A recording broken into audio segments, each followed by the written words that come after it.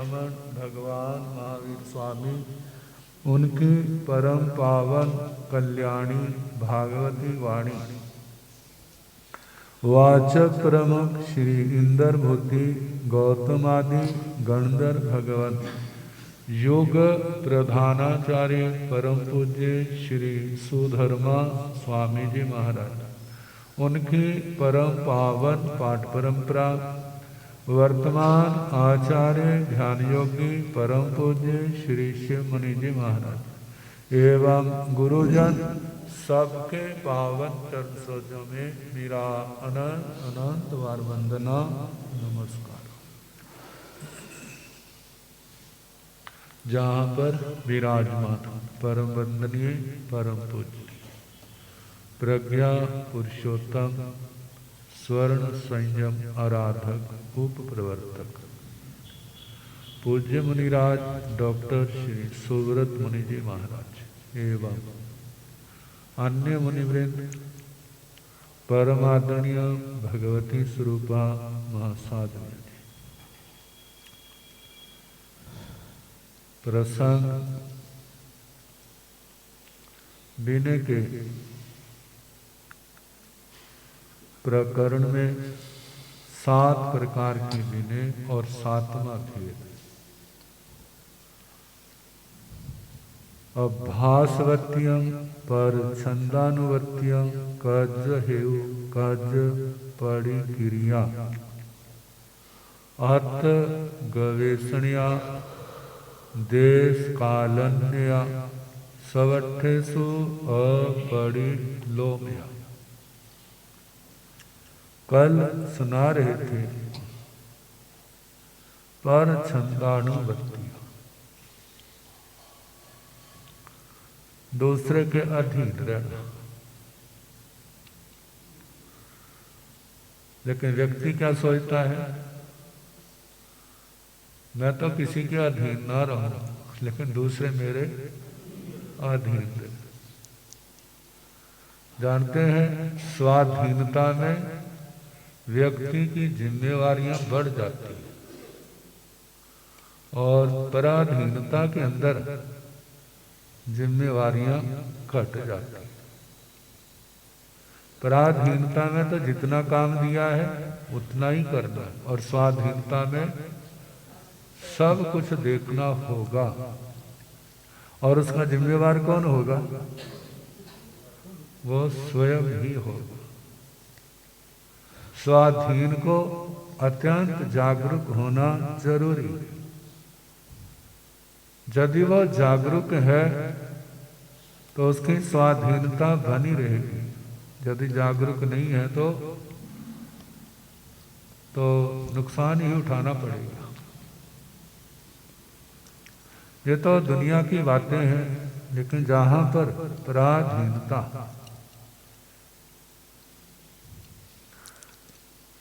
कहते दुनिया की गुलामी इस व्यक्ति को क्या देती है? धन दौलत जमीन जायदाद, इसके अलावा कुछ नहीं। भगवान की गुलामी, गुरु की गुलामी क्या देती है?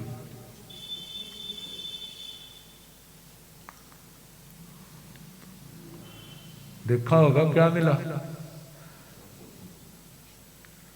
इसका अंतिम परिणाम सदा सदा के लिए संसार की जंजीरों से मुक्ति मिल जाती।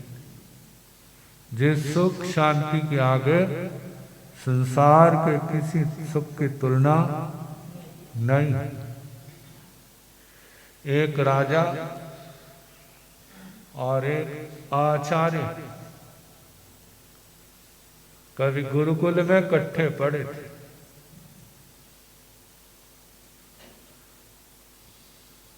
आपस में स्नेह था, प्यार था।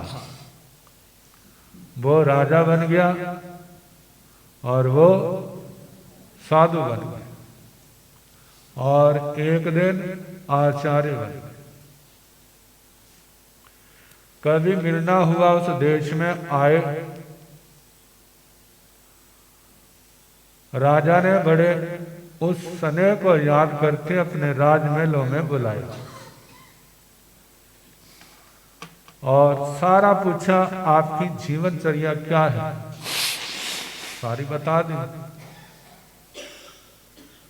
राजाओं का जीवन भोग प्रधान और उनका जीवन योग तप संयम प्रधान।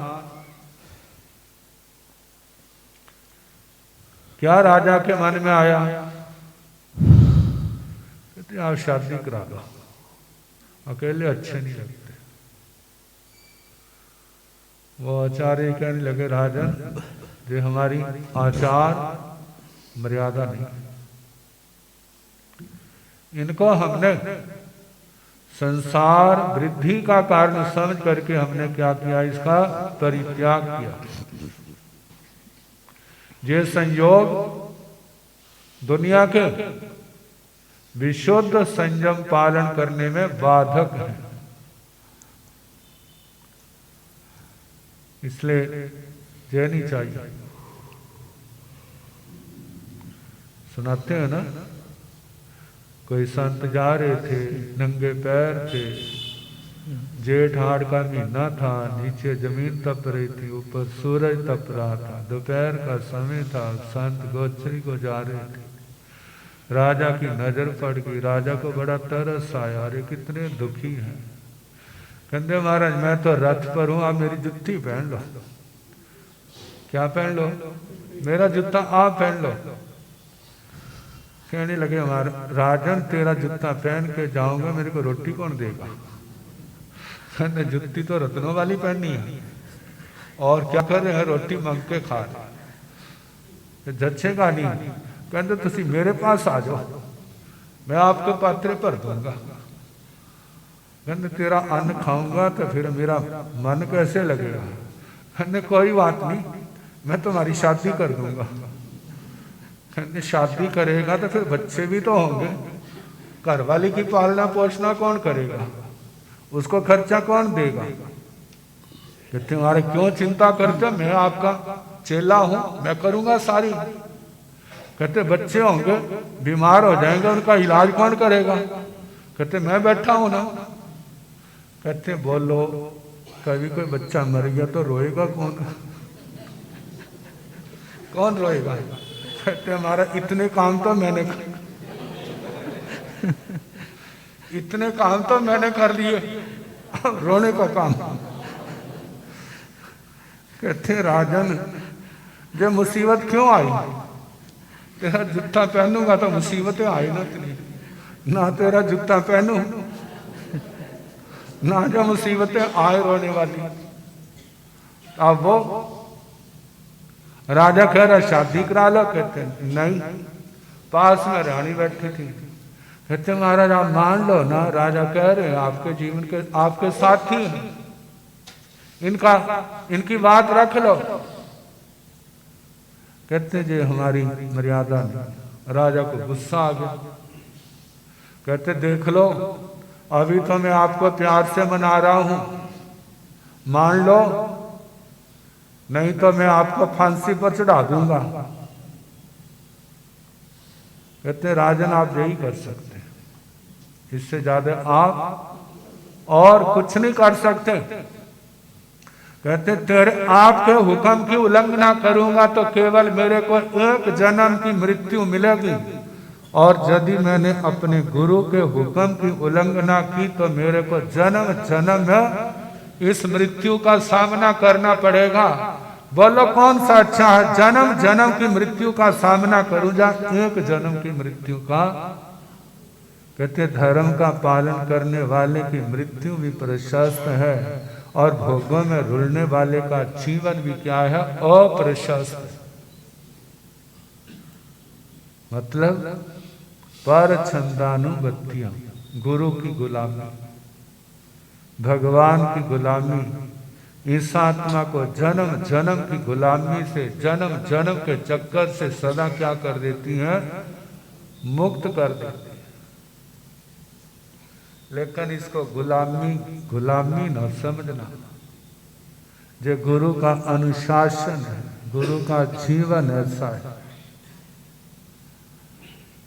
गुरुओं की आज्ञा में रहोगे, यदि नावा की मर्यादा में रहोगे तो नदी समुद्र पार कर जाओगे। और नावा के अंदर छलांग लगा दी तो फिर क्या होगा? फिर डूबेगा। ऐसे ही अरिहंत परमात्मा जिनके पावन निर्देश हमारे आगमों के अंदर है, उनको अपने जीवन का आदर्श बनाए। वो नावा के समान है। उस नावा के अंदर रहेंगे तो कोई संसार के अंदर डुबा नहीं सकता। यदि उस नावा से छलांग लगा दी तो कोई फिर तो संसार से तार नहीं सकता। गुरुओं का एक एक उपदेश, एक एक संदेश दुनिया के अनमोल रत्नों से भी अनमोल है। उन रत्नों को बड़े खतरे, इनको भी खतरे, इनको संसार के लोगों के खतरे, मोह का खतरा है, विकारों से खतरा है। इसलिए भगवान ने कहा इन सब से सदा बच के रहना। गुरुओं के अनुशासन में रहने का मतलब पर छंदानुबत्ति। कहते समय बड़ा अनमोल है। कितनी कीमत है भला समय की? लगा सकते हैं अनुमान। अंतर मुहूर्त में इतना पाप कमाया जा सकता है, व्यक्ति सत्यमी नरक की आयु बांध सकता है। और एक अंतर मुहूर्त के अंदर इतना पुण्य कमाया जा सकता है 26 में देवलोक का अधिकारी बन जाए। और एक अंतर मुहूर्त के अंदर इतनी निर्जना की जा सकती है कि व्यक्ति 8 कर्मों को काट करके सिद्ध गति को प्राप्त कर सकता है। ये बात है सदुपयोग और दुरुपयोग की। अब एक मुहूर्त की कितनी कीमत है। राजा श्रेणी का कथा करके थे ना, जब राजा को पता चला आपकी नरक आयु का बंध पड़ गया है, कहते हैं सिद्धांत की और भक्तों की बात अलग भी होती है। भक्त भक्ति बहुत करता है, फिर भगवान को अपने अनुसार चलाता है। किसके अनुसार बोला? भक्त भक्ति बहुत करता है। कहते दिन रात तेरे वास्ते भूखा मरता रहता हूं, तेरे को इतनी भी दया नहीं है, ये काम कर मेरे से नहीं होता, आप करो। अब क्या करना पड़ेगा? करना पड़ेगा। और सिद्धांत की बात, भाई तेरा कर्म तैने भोगना, मेरा कर्म मैंने भोगना। जहां कोई किसी का नहीं बनता है, तैने किया तो भोग होना। अब यदि नहीं भोगना तो तपस्या कर, उससे काट। और कोई तीसरा रास्ता नहीं है, जा काटो जब भोगो। लेकिन राजा श्रेणी की भक्तों वाली बात आती है, महाराज बताओ ना कोई ऐसा तरीका जिससे मेरा नरक आयु का बंध क्या हो जाए, टूट जाए। सिद्धांत तो यही है, आयु कर्म जब बंध जाता है ना वो घटता है ना वो बढ़ता है, फिर तो वो तो भोगना ही पड़ता है। और भक्तों ने आयु कर्म के बंध कैसे घटा दिए? 7वीं नरक को पहली नरक पर लिया।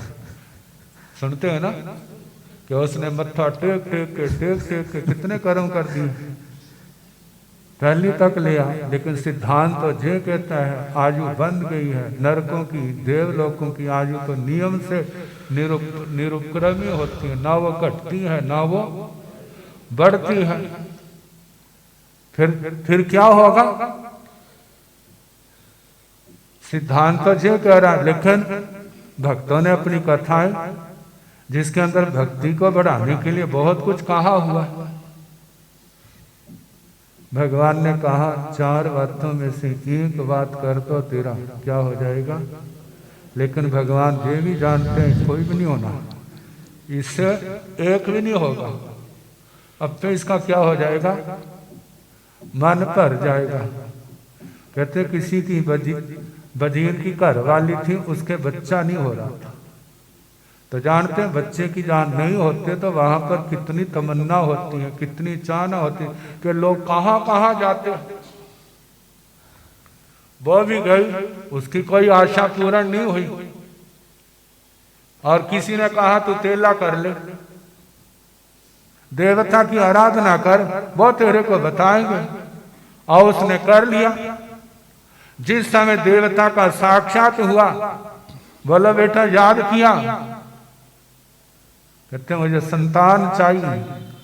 जब उपयोग लगाया, कहते तेरे भाग में, कहते मैंने इस उत्तर को सुनने के लिए 3 दिन तेला थोड़ा किया। 3 दिन से बिना,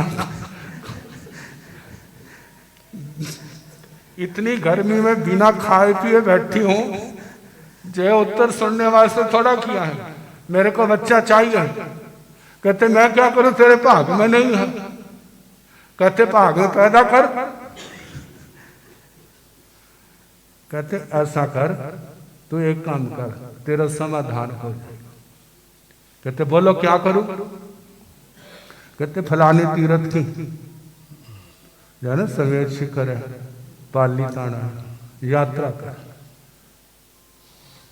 तो जानते हैं जिस समय पालीताना जाना तो राजस्थान लांघना पड़ेगा। कहते कर लूंगी। देवता तो चला गया और उसने पार न करके घर वाले को निर्देश दे दिया, तीर्थ यात्रा करनी तैयारी करो। कहते इतनी क्या आफत पड़ गई, थोड़ा रुक जा। कह नहीं अभी करो। अच्छा होगी तैयारी। चल पड़ा काफिला, राजस्थान पार कर रहा है। तो जानते गर्मियों में पानी की दिक्कत तो आती है।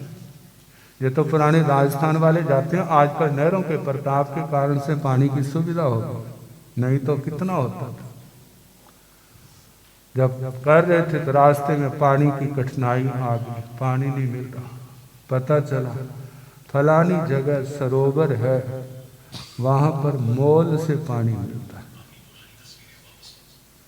कहते मोल से, जिनके पास पैसा है वो तो पानी पी लेंगे, जिसके पास पैसा नहीं है वो पानी कैसे पिएंगे, कैसे पिएंगे वो। और मंत्री की घरवाली अपने लोगों को लेकर के पहुंच गई वहां पर।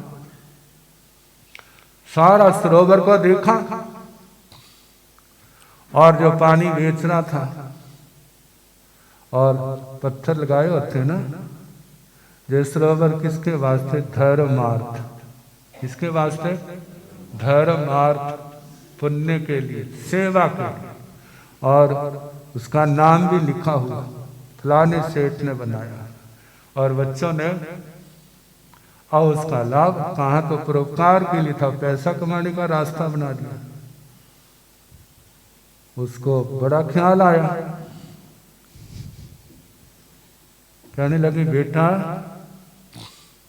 ये तालाब बेचना है, बेच दे, जहां बैठा बैठा क्या करेगा, इकट्ठा पैसा मिल जाएगा। कहते बेच दूंगा। कितना पैसा लेगा, कहते इतना लूंगा।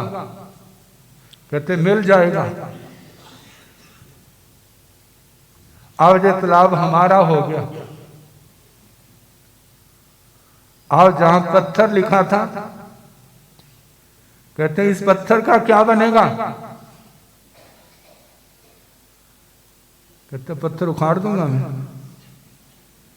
क्या कर दूंगा। और वह हथौड़ा लेकर के आ गया, हथौड़ा छेनी लेकर के, और जैसे मारने लगा छेनी लेकर हथौड़ा। कहते बेटा रुक जा, क्या बात, आपने पैसा दे दिया है, अब जो आपका है, हमारा नाम तो नहीं। कहते तेरे बाप ने इस वास्ते तेरे को जन्मा था।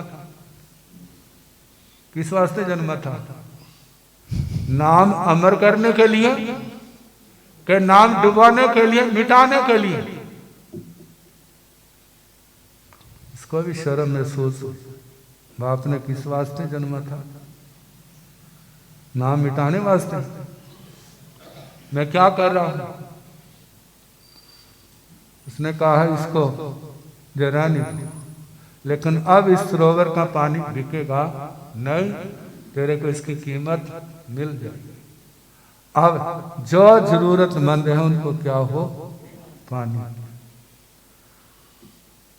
सोचती है कि मेरे घर ऐसी संतान होगी तो मैं क्या करूंगी। ऐसी संतान क्या व्यक्ति के हाथ में है? जैसा मैं हूं मेरा बच्चा भी क्या होगा।